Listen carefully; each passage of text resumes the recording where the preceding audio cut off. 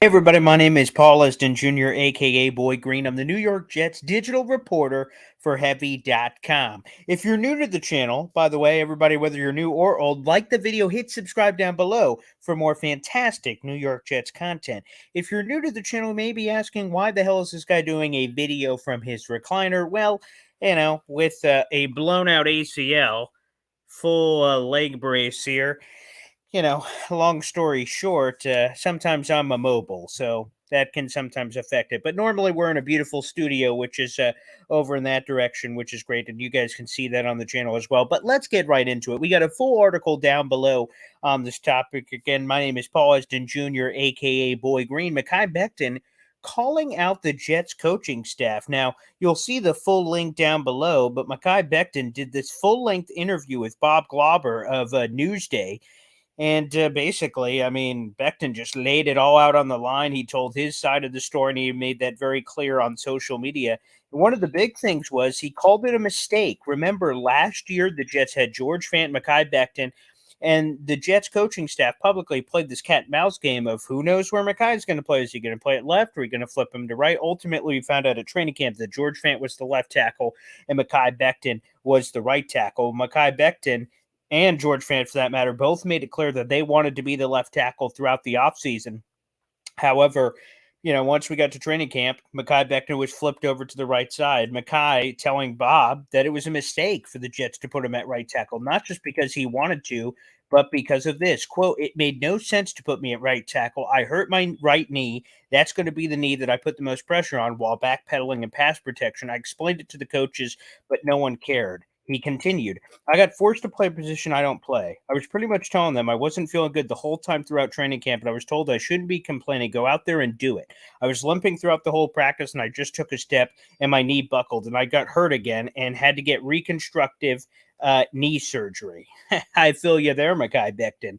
There's also a video down below of him getting injured. Warning for all those. It's somewhat grotesque to see a guy go down. Also, really sad. So here's the thing. I mean, it's all on the line for Mekhi Becton. So sure, he was a little blunt here with the coaches.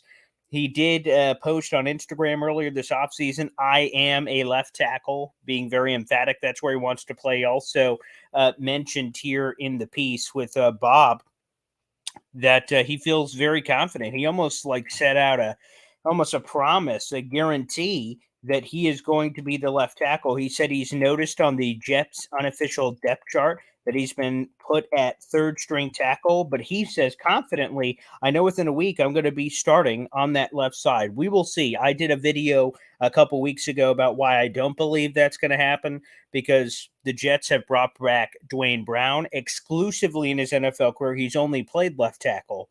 So he ain't learning right tackle in year 17. And it feels similar to last year, the George Fant thing. The Jets wanted George Fant to be the left tackle. So Mekhi didn't even get to compete for it. He didn't really have a chance. They told him, you're playing at right tackle during training camp. So maybe that's a situation that happens again. And if the Jets are going to play the best five, which is the message they've sent out, it seems like Mekhi Becton's going to be thrown back on that right side, which obviously he's not very happy about. The Jets declined his fifth-year option, so 2023 is a contract year. It's do or die. Now, I will say this. Now, obviously, Mekhi Becton throughout this piece was very blunt, and there's a bunch of quotes included in the article down below.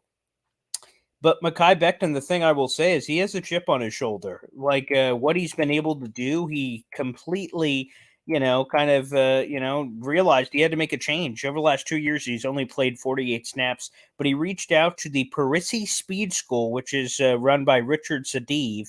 And basically, Sadiv told Becton that, hey, man, we need to get your weight down, and here's the 3 ways it's going to happen. The key to weight loss was changing Becton's eating habits, reducing his caloric intake, and working out intensely 5 days a week for an hour and 15 minutes per Glauber. And guess what? The results have been fantastic.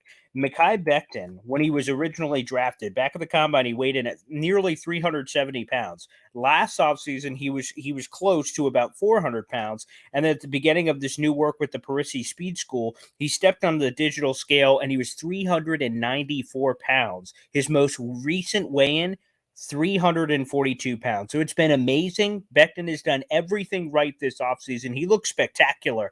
We shared a couple of photos. I can share those here in front so you guys can see it. Again, he just looks great, and it's great to see Mekhi in this kind of shape. Quite frankly, he looks like a tight end, to be honest with you. I mean, look at this. Look at this. Let me throw this up on the screen so you guys can see this.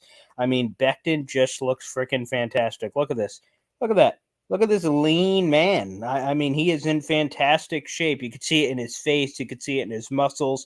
The full length photo here gives him some good definition to see. There's another photo of him, but this is probably the best photo of him. I mean, look, he's in fantastic shape. And we've said it before, but in terms of X factor, outside of course, Aaron Rodgers, I mean, Mekhi Becton, he obviously has all the potential in the world. He was dominating at left tackle as a rookie. And he's laid it out on the line that I'm a left tackle and I'm going to prove it. And he's going to be, doing all these things. Again, I think it may be a losing effort. Hopefully, I'm wrong. Hopefully, if he's the best left tackle, he will get the job. But again, I just feel like the Jets are going to play the best five, and Dwayne Brown's one of the best five on the team. I think that's a blunt truth. Mekhi Becton's got a lot of talent. He's got a lot of promise, and I hope he is the guy because, again, the Jets can hit, like I think a lot of Jet fans have kind of disassociated and detached themselves from the idea of Mekhi Becton, and they assume he's going to be a bust and do all these things. But man, if you can have a 24-year-old left tackle locked in, I mean, that's one of the primo positions in all of football. So it's all up there for Mekhi Becton. He let the coaching staff have it in this piece. He called them out, and the Jets refused to comment on the story when Bob reached out to him to comment on that, on the right tackle thing, and basically tell Mekhi to suck it up. And he said his leg was bothering him, and it put him in some compromising positions. But all that doesn't matter now. It's all about right now. And Mekhi Becton needs to seize the moment. And again, if he does, he could be a very rich man. He's either going to get the franchise tag if he kills it. He'll get a long-term deal from the Jets, or he'll get a long-term deal from somebody else. However, if the injury bug continues to plague him in 2023, Mekhi Becton's football future is very murky, to say the least. But he's the guy I am 1,000% rooting for. Thanks, everybody, for checking out the video. Make sure you check out the article as well. Like the video, hit subscribe. It's great. Just a quick update on my own reconstructive knee surgery. Again, they took a few layers off the robotic leg, feeling better. And we're going to try to keep getting these videos up with live streams and all kinds of other wonderful stuff. So, guys, make sure you stay tuned right here on the channel. Like the video, hit subscribe. We're getting closer and closer to 5,000 subscribers. Tell a Jets fan, tell a Jets friend, and let them know, and let's spread the love. Thanks for tuning in, everybody, and we'll see you next time.